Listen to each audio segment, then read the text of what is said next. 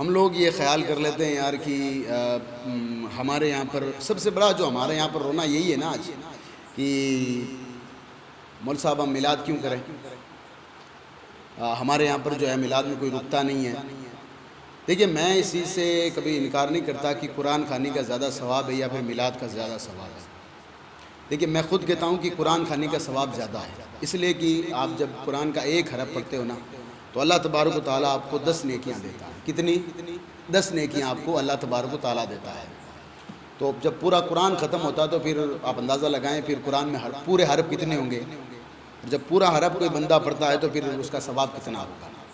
लेकिन ये बात याद रखें, ये उस बंदे के लिए है जो खुद कुरान पढ़ता हो। अब तो हमारा खुद का कुरान प्राइवेट हो चुका है यार। हमारा खुद का जो कुरान है ना वो प्राइवेट हो चुका है। बस मदरसे के बच्चे आते हैं, हमें खुद को पता नहीं होता कि कुरान कब पढ़ा गया कब नहीं पढ़ा गया, हमें खुद को पता नहीं है। और हम लोग एक ही चीज़ का रोना रो रहे हैं कि भाई मिलाद तो हज़रत क्या करें यार, महफ़िल हम लोग क्या करें, हमारी महफ़िल में तो कोई रुकता ही नहीं है। तो ये जो रोना जब हम रो रहे हैं ना, सबसे पहले ये जो हम लोगों से पूछ रहे हैं कि हमारी महफ़िलों में कोई नहीं आ रहा है, तो सबसे पहले आप एक काम करें, यही सवाल अपने आप से पूछें कि मैं ऐसी कितनी मजलिसों में रुका हूँ कि जहाँ पर अल्लाह उसके रसूल का ज़िक्र हुआ है। हमने खाना खाया, हम निकल गए और जब हमारे बारी आती है तो हमारी शिकायत यही होती है कि हमारी मजलिसों में कोई आता नहीं। हमारी मजलिस में लोग कैसे आएंगे जब हम किसी के लोग नहीं जा रहे हैं। धीरे धीरे इस तरीके से जो ये निज़ाम पूरा ख़राब हो चुका है।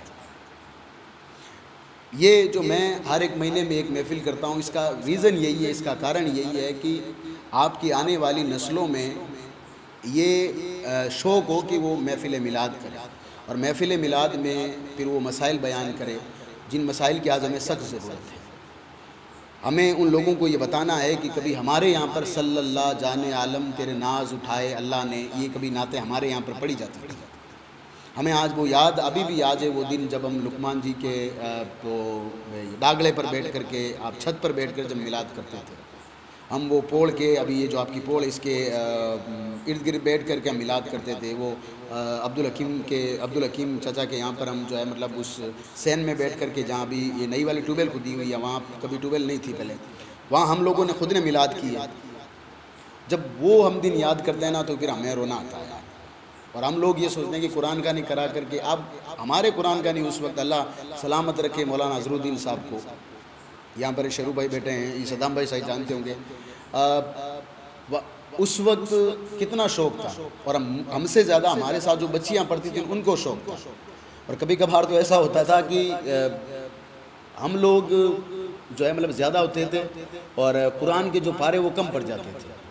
गालिबन मुझे याद है शायद कि वो हसन भाई के यहाँ पर, हसन के वहाँ डाणी में एक कुरान कहने हुई थी, उसमें हम 35 बच्चे थे, 35 कुरान पढ़ने वाले थे। पारे कितने कुरान में? 15, ये जो 30 ही है ना भाई, अब 35 लोग हैं पढ़ने वाले। लेकिन रोना तब आता है जब फ़तेह मोहम्मद जी के यहाँ पर हमने एक कुरान कहानी की थी, तो कुरान में पारे 30 है पर पढ़ने वाले सिर्फ 7 थे। ये हो चुका है और हम लोग कह रहे हैं ना कि हम तरक्की की तरफ जा रहे हैं। हम तरक्की की तरफ कैसे जा रहे हैं?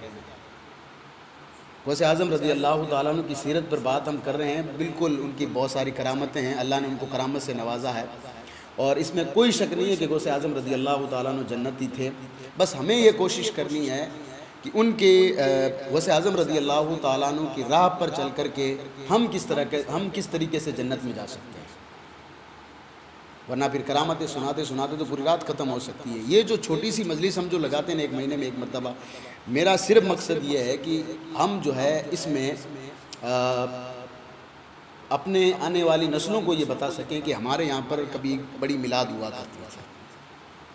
आप जो लोग यहाँ पर हाजिर हैं, आपकी अल्लाह पाक आपकी हाज़िरी को कबूल फरमाए। कभी ना जाने ये छोटी मजलिस है, ये बात याद रखें। इस मजलिस का आज हमें पता नहीं चल रहा है कि इस मजलिस की कीमत क्या है। ये इस मजलिस का कीमत पता आपको तब चलेगी इसकी कीमत कितनी है जब आप हशर के मैदान में जब आप जाओगे। और वो हदीस से पाक है, जब तक बंदा 5 चीज़ें अल्लाह के सामने 5 चीज़ों का जवाब नहीं दे देगा ना, तब तक वो अल्लाह के सामने से हट नहीं सकेगा। उसमें से ये भी है कि तूने जो है मतलब अपनी जवानी अपनी उम्र कैसे खर्च की। और मैं और आप अच्छी तरीके से जानते हैं कि आज हमारी उम्र जो है मतलब कहाँ पर है। तो कम से कम इतना तो हम कह सकते हैं ना कि परवरदिगार और तो ज़्यादा तो वक्त नहीं था हमारे पास, लेकिन जब भी तेरा जिक्र होता था, तेरे रसूल का जिक्र होता था, तेरे नेक बंदों का जिक्र होता था, तो हम लोग वहाँ पर शामिल हो सकते थे।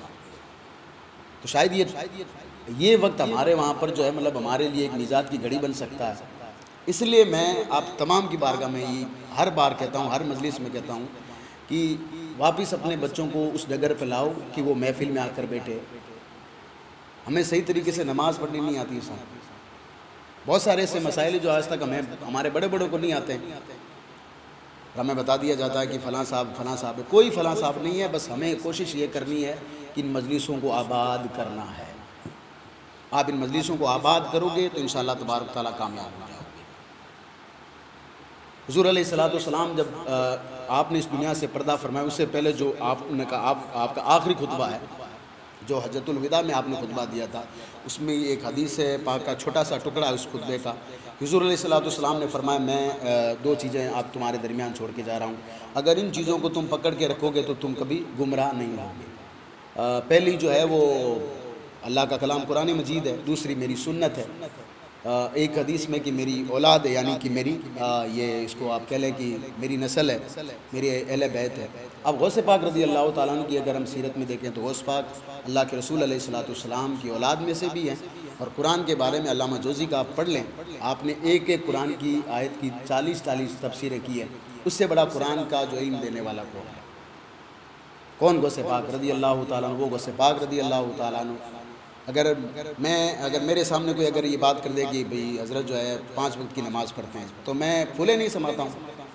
लेकिन वो गौस पाक रज़ी अल्लाह ताला अन्हु अपनी किताब में ख़ुद में कहते हैं कि मैं एक मरतबा रास्ते से जा रहा था कि एक आसमान से एक बादल से आवाज़ है कि अब्दुल कादिर। पर यहाँ मैं बता दूँ, ये जो अब्दुल कादिर जब भी नाम लिया जाता है ना, ये गौस पाक रज़ी अल्लाह ताला अन्हु का असल नाम अब्दुल कादिर है। उनके वालिदैन का आपका नाम अब्दुल कादिर रखा था। गौस पाक हम मोहब्बत से कहते हैं, दस्तगीर मदद करने वाला हम अपनी मोहब्बत से कहते हैं।